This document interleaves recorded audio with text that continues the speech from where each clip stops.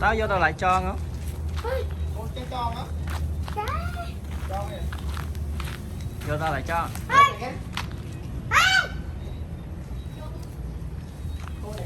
Tao là môn vía. Tao môn vía, dạ cho. Một sợi nè.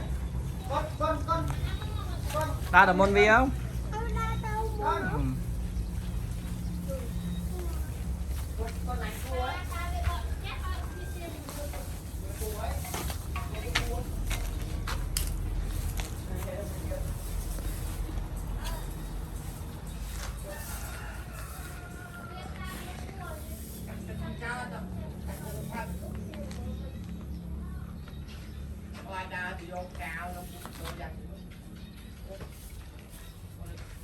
Cho hai nấu.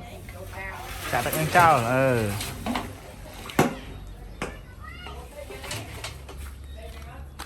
Hai nấu.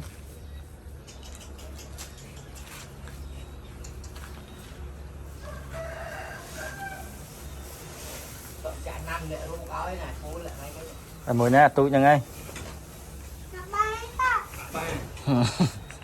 Nè mùi nè ba. Ba nè chính.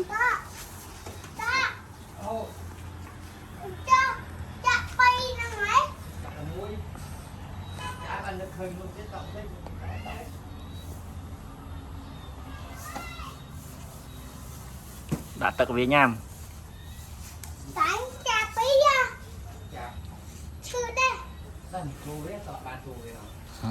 Số về mới chưa được.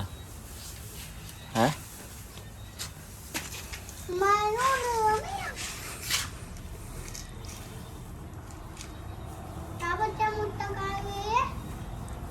Nè mũi ra ngày với cô đó.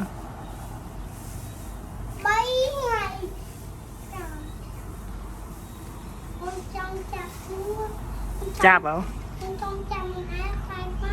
Mê mình thơ ấy chẳng ai bị cào vậy nè. Hả?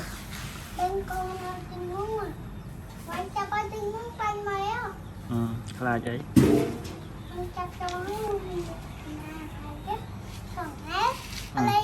Ừ, ai là côn ba và ôn ạ.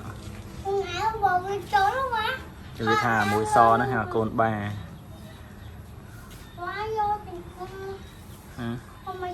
Đi vô gì bảo con vi nhắm nha, bao gì bảo con vi nhắm à.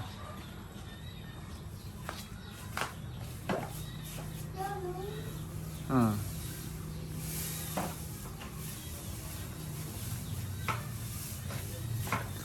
Ừ. Nhưng mà đã trò đây tâm trâu hết. Họ thiên vô ấy, lại đây à. Ừ, cô nè thế.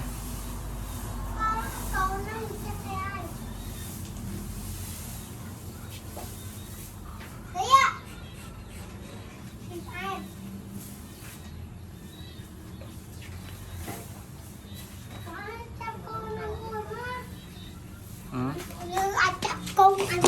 Chạp tới. Đâu gì đấy. Ừ.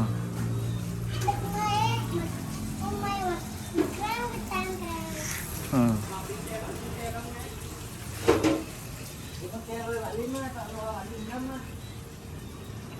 Tại nông ruộng thì nông tại bà thoát lắm tại mình vô luôn. Tại mình vô mình lấy vô. Tại mình vô mình lấy vô.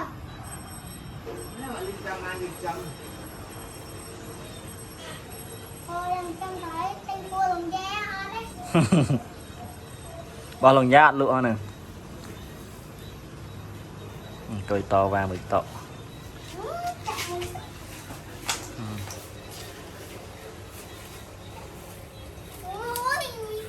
Ở đây ai đâu mê bên thơ ấy. Mê ạt chó này, nó xạ lục mây à? Nó xạ lục mây à? Cái tao đạn tất áo này. Rồi được can dấu ạ.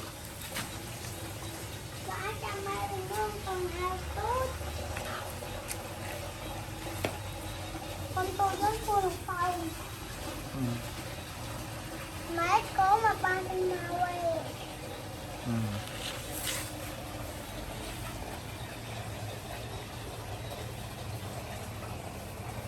chà to tu con ba ô đang lụa má này mà lụa à hai đắp mơn đập mớn mày đấy 2 đắp mơn là năng mình ban lên trên 50 mơn phân trần anh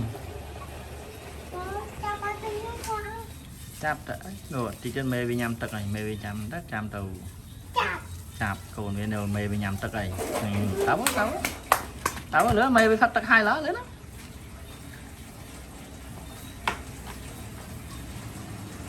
ngại với tí con bị sợ bị phao là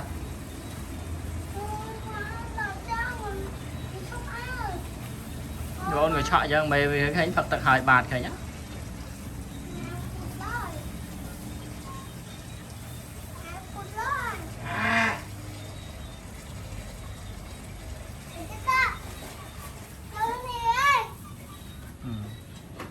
đi bên trôi này chà thôn nó bao vải giờ thôn nó bao vải giờ năng rồi nó bao nó vải năng nhỉ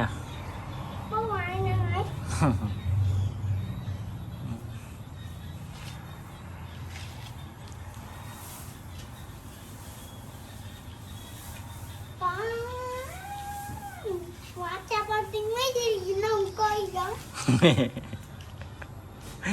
trăng áo chậm luôn đây thôi là cái ôn sạch này ai xin mau lại nữa ai xin mà sai tao không biết mấy giờ tao mấy bụng mè trăng lên với mình mê vì nó đồ đặt phải tết tao không sai mà mọi khăm hết đi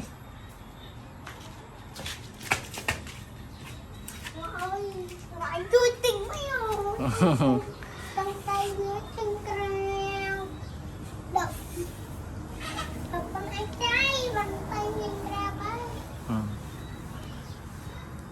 và chặt chừng nó pin nè mà hai con nè ta chặt chừng nó mới là nó vô ra được đủ biết thấy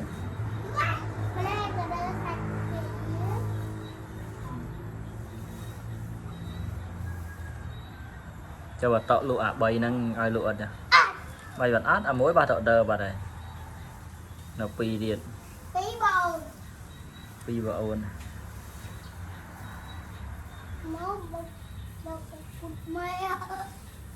phải chặt anh nuôi nó chặt thở ơi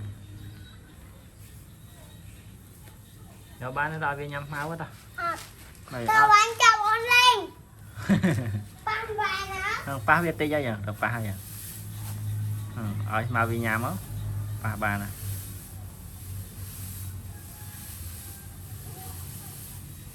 đã mau khang đi máu mê vì nhám khang đi cháu ôn pa cút con với bà nè ba mùi nắng ba bà nè tao ôn chọn trắng vì mấy đứa ôn thơ muối đâu việc rồi ọt tê